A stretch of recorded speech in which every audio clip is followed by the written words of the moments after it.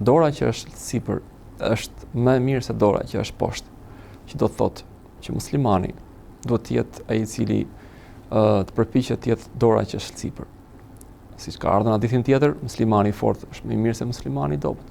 Të dy ka hajër, por ai që është më i fortë është më i mirë. Më i fortë në çdo lloj aspekti. Duke filluar me besimin, duke vazhduar deri te ekonomia dhe tjera me radhë. Po jo të gjithë do jenë gjithmonë të fortë. Normalisht do ketë muslimanë që do jenë dobët. Normalisht do ketë muslimanë që do jenë të sprovuar. Normalisht do ketë muslimanë që do jenë të varfër. Dhe ideja më shumë do thosha unë që qëndron këtu është jo për ata njerëz i cili ka zënë halli dhe ka dalë dora poshtë, i ka ngel dora poshtë nga halli.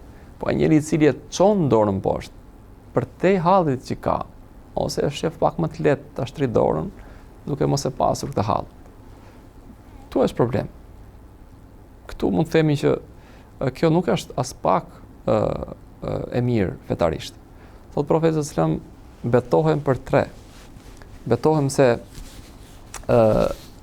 kush jep sadaka, Allahu i lartësuar nuk do t'ia varfëroj pasurinë e tij.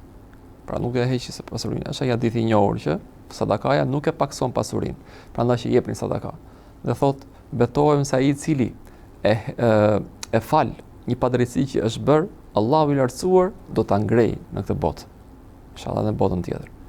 Dhe e treta, nuk e hap njeriu çështjen dhe nevojën e tij ta bëj normale, kërkesën te njerëzit për diçka, pa të kërkoj, i bëhet rrugë, domethënë, vetëm se njeriu këtë njeri, vetëm se Allahu i lartësuar këtë njeri do ta lëri të varfër.